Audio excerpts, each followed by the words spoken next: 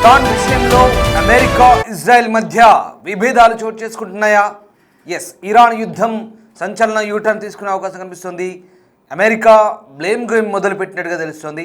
Israel వల్లే తీవ్ర నష్టం అంటూ యుఎస్ ఆరోపిస్తున్నట్టుగా తెలుస్తుంది. యుఎస్ వైస్ ప్రెసిడెంట్ జేడీ వాన్స్కి నెతన్యాహుకి మధ్య సంచలన ఫోన్ కాల్ నడిచింది. ఇరాన్లో అధికారంపై ఇద్దరి మధ్య వాగ్వాదం చోటు చేసుకున్నట్టుగా తెలుస్తుంది. ఇరాన్లో అధికార మార్పిడి అంత ఈజీ కాదంటున్నారు వాన్స్. ఇజ్రాయెల్ రక్షణ విషయంలో రాజీ పడే ప్రసక్తి లేదంటూ మరోవైపు నెతన్యాహు చెప్తున్నారు. నెతన్యాహుకి ఓవర్ కాన్ఫిడెన్స్ పనికిరాదంటూ వాన్స్ వాదించినట్టుగా తెలుస్తుంది. ఇజ్రాయెల్ ఏకపక్ష దాడుల వల్లే యుఎస్ ప్రయోజనాలకు విఘాతం కలుగుతుందంటూ వాన్స్ వాదించినట్టు తెలుస్తుంది. యుద్ధం విషయంలో ఇరు దేశాల మధ్య ఈ విభేదాలు బహిర్గతమయ్యాయి. మిడిల్ ఈస్ట్లో యుద్ధాన్ని ముగించాలంటూ ఇజ్రాయెల్పై అమెరికా ఒత్తిడి తెస్తోంది. మిత్ర దేశాల మధ్య వివాదంతో గల్ఫ్ ప్రాంతంలో మరింత అనిశ్చితి కొనసాగే అవకాశం కనిపిస్తోంది. నెతన్యాహు అవకాశవాదంగా ప్రవర్తిస్తూ ఇరాన్ అధికార మార్పిడి విషయంలో వ్యవహరిస్తున్న తీరు పట్ల జేడీ వాన్స్ అసంతృప్తిగా ఉన్నారంటూ యాక్సియోస్ అనే అంతర్జాతీయ మీడియా సంస్థ కొన్ని వార్తా కథనాలను ప్రసారం చేస్తోంది. ఈ నేపథ్యంలో ఈ ఇరువురు నేతల మధ్య ఫోన్ కాల్ సంభాషణ గురించి కొన్ని ఆసక్తికర అంశాలను యాక్సియోస్ సంస్థ తన నివేదికలో వెల్లడిస్తోంది. జేడీ వాన్స్ నెతన్యాహు మధ్య తీవ్ర ఘర్షణ జరిగిందని, విభేదాలు పొడసూపాయంటూ యాక్సియోస్ కథనం సారాంశం. ఈ నేపథ్యంలో ఫోన్ సంభాషణలో ఇద్దరి మధ్య వాగ్యుద్ధం జరిగిందని అంతర్జాతీయ మీడియాలో కథనాలు వస్తున్నాయి. అమెరికా ఉపాధ్యక్షుడు జేడీ వాన్స్, ఇజ్రాయెల్ ప్రధాని నెతన్యాహు మధ్య తీవ్ర వాగ్యుద్ధం జరిగినట్టుగా అంతర్జాతీయ మీడియా కోడై కూస్తోంది. ఇరాన్పై దాడులు చేయాలన్న అంశంపై ఇద్దరి మధ్య తీవ్ర ఘర్షణ జరిగినట్టుగా కూడా కనిపిస్తోంది. ఇద్దరి మధ్య జరిగిన ఫోన్ సంభాషణ చాలా హాట్గా సాగినట్లుగా అంతర్జాతీయ మీడియాలో కథనాలు వస్తున్నాయి. ఇరాన్పై యుద్ధం విషయంలో రెండు దేశాల మధ్య విభేదాలు తారాస్థాయికి చేరుకున్నట్టుగా యాక్సియోస్ సంస్థ తన నివేదికలో చెప్తోంది.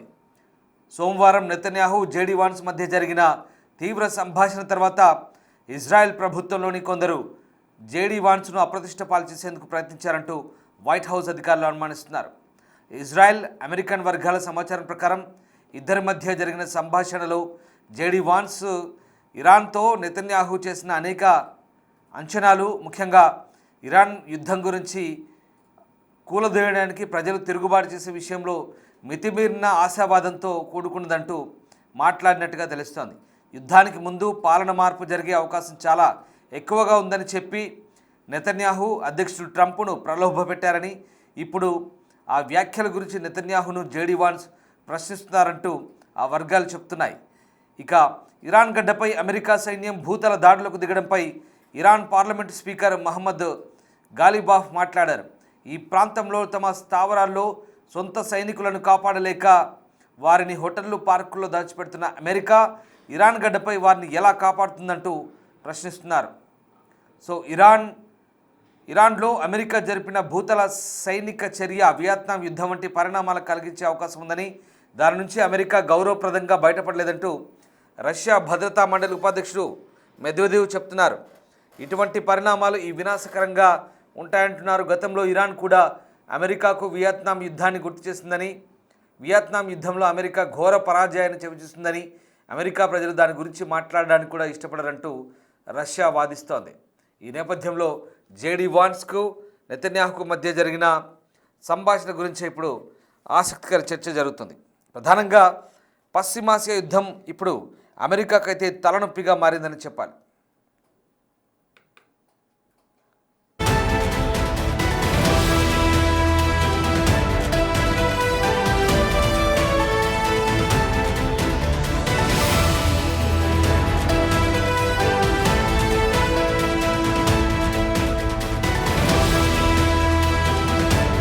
ఇక ట్రంప్ ఏమో చర్చలు ఫలప్రదమవుతాయని ప్రచారం చేస్తూ ఉంటే, ఇరాన్ మాత్రం తమ డిమాండ్లు నెరవేర్చకుండా యుద్ధాన్ని ముగించే ప్రసక్తే లేదంటూ పట్టుబడుతోంది.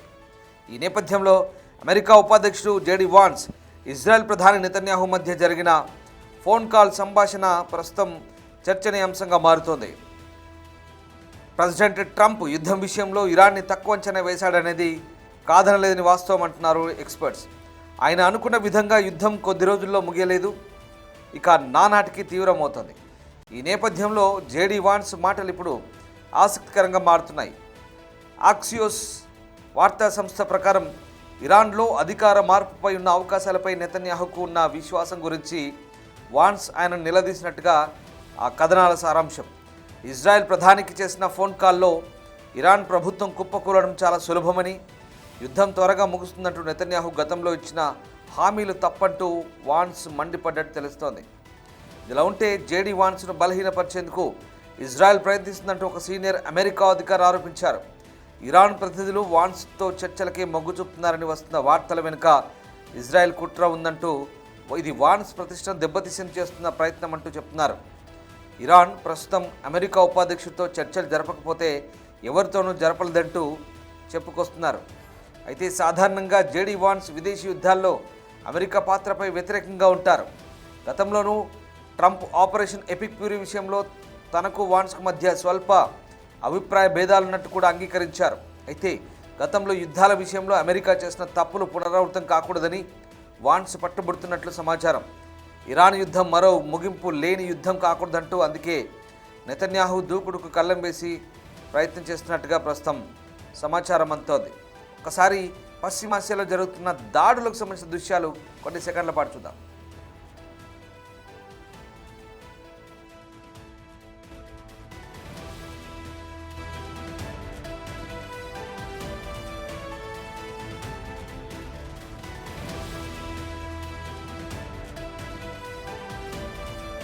ఇక్కడ యుద్ధానికి సంబంధించి నెతన్యాహు చెప్పిన అంశాలు జేడీ వాన్స్కు నచ్చినట్టుగా కనిపించట్లేదు.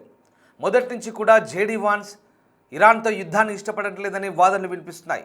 ప్రధానంగా జేడీ వాన్స్ యుద్ధం విషయంలో మొదటి నుంచి కూడా అభిప్రాయ భేదాలు ఉన్నట్టుగా కూడా స్వయంగా ప్రెసిడెంట్ ట్రంప్ చెప్తూ వస్తున్నారు. అంతేకాదు ఇప్పుడు ఇరాన్తో సయోధ్య కోసం జేడీ వాన్సే ఉవ్విళ్ళూడుతున్నారంటూ కూడా అంతర్జాతీయ మీడియాలో వార్తలు వస్తున్నాయి.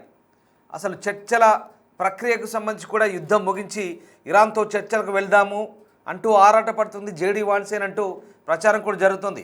జేడీ వాన్స్ టీంలో ఉన్నటువంటి స్టీవ్ విట్కాఫ్ కానీ, అలాగే ట్రంప్ అల్లుడు కుష్నర్ కానీ, వీళ్ళిద్దరు కూడా ఎన్వాయిల్గా ఉన్నారు, అమెరికా తరఫున రాయబారులుగా ఉన్నారు. ఈ ఇద్దరు ప్లస్ వీళ్ళ టీం లీడర్ అయినటువంటి వైస్ ప్రెసిడెంట్ జేడీ వాన్స్ ప్రస్తుతం అటు ఈజిప్ట్, తుర్కియే, అలాగే పాకిస్తాన్ మధ్యవర్తిత్వంతో ఈ చర్చల కోసం ఆరాటపడుతున్నట్టుగా అంతర్జాతీయ మీడియాలో వార్తలు వస్తున్నాయి.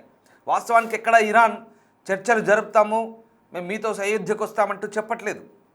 అమెరికానే చర్చల ప్రక్రియకు సంబంధించిన ఊసెత్తింది. వాళ్ళంతలా వాళ్ళుగానే మొన్న 3 రోజుల పాటు విరామం ఇచ్చారు అక్కడి ఇంధన కేంద్రాల దాడులకు. ఇప్పుడు తాజాగా మరొకసారి 6వ తారీఖు దాకా పొడిగించారు, అంటే 10 రోజులు పొడిగించారు. దీనంతటికి కూడా కారణం జేడీ వాన్స్ అని తెలుస్తోంది. జేడీ వాన్స్, అలాగే కుష్నర్, ట్రంప్ అల్లుడు ఎవరైతే ఉన్నారో విట్కాఫ్, వీళ్ళు ముగ్గురు కూడా పాకిస్తాన్కు కాస్త దగ్గరగా సంబంధాలు మెయింటైన్ చేస్తారని వినికిడి. ఈ నేపథ్యంలో ఇక వీళ్ళు పాకిస్తాన్ మధ్యవర్తిత్వంతో అటు ఈజిప్టు లేదా తుర్కీ, జోర్డాన్ లాంటి దేశాల మధ్యవర్తిత్వంతో చర్చలు జరిపేందుకు ముఖ్యంగా ఇరాన్లోని కొంతమంది నేతలు స్పీకర్తో, అక్కడి పార్లమెంట్ స్పీకర్ గాలిబాఫ్తో, అలాగే అక్కడి విదేశాంగ మంత్రి అబ్బాస్ అరాక్చీతో, ఇతర ఐఆర్జీసీ నేతలకు కొన్ని రాయబార సందేశాలు పంపినట్టుగా తెలుస్తుంది. దీన్ని ఇరాన్ కూడా ధృవీకరించింది. ఈ నేపథ్యంలో మరి ఓవైపు చర్చలు అంటూనే మరోవైపు ఇటు దాడులు కొనసాగుతున్నాయి. అయితే ఇక్కడ ఇప్పుడు అసలు విషయం ఏంటి, అసలు నెతన్యాహుకు వాన్స్కు గొడవ ఏంటి, ఇదే చెప్తాను. ఎందుకంటే యుద్ధం స్టార్ట్ చేసినప్పుడు చాలా తొందరగా అయిపోతుందని ట్రంప్ భావించారు. మహా అయితే ఓ వారం 10 రోజుల్లో అటాక్ చేసి ముగిస్తాం, ఫినిష్ చేస్తామని ట్రంప్ అనుకున్నాడు. అట్ ద సేమ్ టైం అక్కడ నెతన్యాహు కూడా అదే హామీ ఇచ్చిండని వాన్స్ భావిస్తున్నాడు. యుద్ధాన్ని తొందరగానే ముగిస్తాం, మనం అనుకున్నట్టుగా యుద్ధానికి సంబంధించినటువంటి లక్ష్యాలు ఛేదిస్తే అక్కడ అధికార మార్పిడి కూడా అంతే ఈజీగా అయిపోతుంది. ఖమేనీయే సంబంధించినటువంటి రెజిమీని పూర్తిగా ఆ పాలనను అంతమొందించి, ఆ నాయకులను అంతమొందించి, లేదా వెతికి వెంటాడి హత్యలు చేసి వాళ్ళని చంపేసి దాని తర్వాత కొత్త పాలకుల్ని అక్కడ గద్దెనెక్కిద్దాం అన్నట్టుగా ఇజ్రాయెల్ ప్రధాని నెతన్యాహు హామీ ఇచ్చినట్టుగా ఇప్పుడు వాన్స్ గుర్తు చేస్తున్నాడు. ఏమైంది, నువ్వు చెప్పింది ఏమైంది, ఇంకా ఎన్ని రోజులు అవుతుంది, ఇంకా ఎన్ని రోజులు యుద్ధం చేద్దాం, ఇప్పటికే నెల రోజులు కావస్తుంది, 4 వారాలైంది, 1 మంత్ అవుతుంది, నువ్వు చెప్పిన హామీ ఏది, మాకు చెప్పింది ఏంటి, మమ్మల్ని తప్పుదారి పట్టించావు, మా ప్రెసిడెంట్ ట్రంప్ని, మా అమెరికా అడ్మినిస్ట్రేషన్ అంతా నువ్వు తప్పు పట్టించావు, ఏదో 2-3 వారాల్లో 10-15 రోజుల్లో యుద్ధం ముగుస్తుంది, అంతా ఫినిష్ చేద్దాం, అక్కడ వాళ్ళని తీసేసి కొత్త వాళ్ళని పెడదాం అధికారంలో అని చెప్పావు, మరి ఇప్పుడు ఏమైంది అంటూ ఆయన ఫోన్ కాల్లో ప్రశ్నించినట్టుగా తెలుస్తుంది. సో అమెరికా భావిస్తున్న ప్రకారం ఇజ్రాయెల్ ప్రధాని నెతన్యాహు ఇరాన్లో అధికార మార్పిడికి సంబంధించి ఎక్కువగా అవకాశవాదంగా ఉన్నారు, ఎక్కువ అత్యుత్సాహంతో మాకు హామీలు ఇచ్చారు కానీ ఆయన చెప్పింది జరగట్లేదంటూ జేడీ వాన్స్ చెప్తున్నాడు. కానీ జేడీ వాన్స్ వాదనలు కూడా అర్థం లేదని అనిపిస్తోంది. ఎందుకంటే ఊహించింది ఒకటి, జరిగింది ఒకటి. వాస్తవానికి ఇరాన్ విషయంలో ట్రంప్ చాలా తక్కువ అంచనా వేశారు. అమెరికా కలిపి ఇరాన్ను చిత్తు చేస్తే అనుకున్నారు, కానీ ఊహించిన దానికి భిన్నంగా ఉన్న పరిస్థితులు. ఇక్కడ నెతన్యాహు తప్పేం లేదనిపిస్తుంది. ఎందుకంటే లక్షిత దాడులు చేస్తున్నారు. ఇప్పటికి వాళ్ళు అనుకున్న టార్గెట్లు కూడా దాదాపు 10,000 టార్గెట్లు, ఒకటి కాదు 2 కాదు 10,000 టార్గెట్లు. టెహ్రాన్తో పాటు దాని చుట్టుపక్కల 200 నగరాలు, ఇరాన్లోని 200 సిటీస్పై భీకర దాడులు జరిగాయి. ఇప్పటివరకైతే ఐఆర్జీసీ కమాండ్ సెంటర్లను మట్టుబెట్టారు, అక్కడటువంటి మిసైల్ లాంచ్ ప్యాడ్లను ధ్వంసం చేశారు, నేవీని ధ్వంసం చేశారు, ఎయిర్ బేస్లను ధ్వంసం చేశారు, ప్రధాన కార్యాలయాలన్నింటి కూడా లేపేశారు. దానికంటే ముందే డే 1 ఖొమైనీతో పాటు దాదాపు 48 మంది టాప్ లీడర్లందరినీ కూడా ఎలిమినేట్ చేశారు.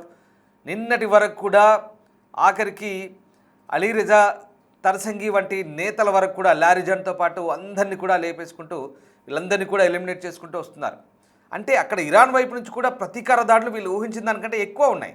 దానికి నెతన్యాహుని బాధ్యులు చేస్తూ వాన్స్ ప్రస్తుతం ఒత్తిడి తేవడం అనేది ఇది ఎక్కడ దారితీస్తుంది అనేది అంతర్జాతీయ కథనాల ప్రకారం డిఫరెంట్గా కనిపిస్తుంది. ఏదేమైనా యుద్ధం విషయంలో సయోధ్య కనుక లేకపోతే భేదాభిప్రాయాలు వస్తే ఇబ్బందికరంగా ఉండే అవకాశం లేకపోలేదు. కానీ ఇక్కడ ఇజ్రాయెల్ జేడీ వాన్స్ను కావాలని బదనాం చేస్తుంది.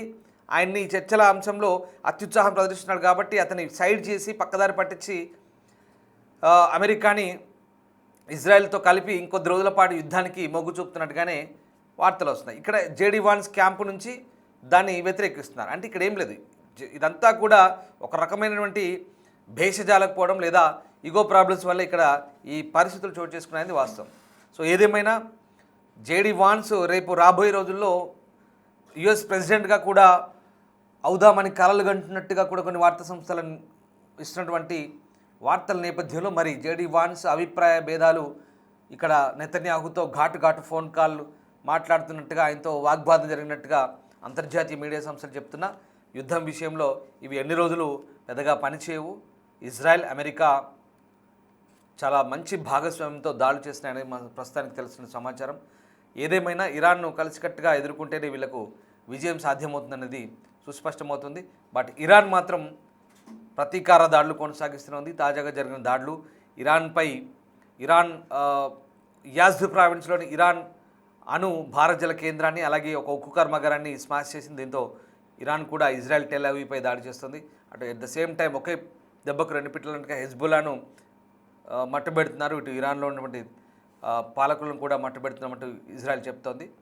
బట్ అమెరికాకున్న ప్రాబ్లం అంతా అక్కడ ఆయుధ నిల్వలు తగ్గుతున్నాయి కాబట్టి ఊహించిన దానికంటే ఎక్కువ రోజులు జరుగుతుంది కాబట్టి యుద్ధము, దాంతో కొంత ఆందోళనకు గురవుతున్నట్టుగా అర్థమవుతుంది. సో ప్రస్తుతం ఉన్న పరిస్థితుల్లో ఖర్చు పెరుగుతుంది, ఆయుధాలు కూడా నిల్వలు తగ్గుతున్నాయి కాబట్టి జేడీ వాన్స్ నెతన్యాహుపై ఒత్తిడి తెస్తున్నట్టుగా సమాచారం. ఏదేమైనా యుద్ధం అనేది అనుకున్నట్టుగా ఏదో కొద్ది రోజులు ఫిక్స్డ్ డేట్ పెట్టుకొని మేము మొదలు పెడతాం ముగిస్తామంటే కుదరదు. ఇరాన్ ఏం చెప్తుంది, మీరు మొదలు పెట్టారు మేము ముగిస్తామంటుంది. దానికి నెతన్యాహు బాధ్యుడు కాదు.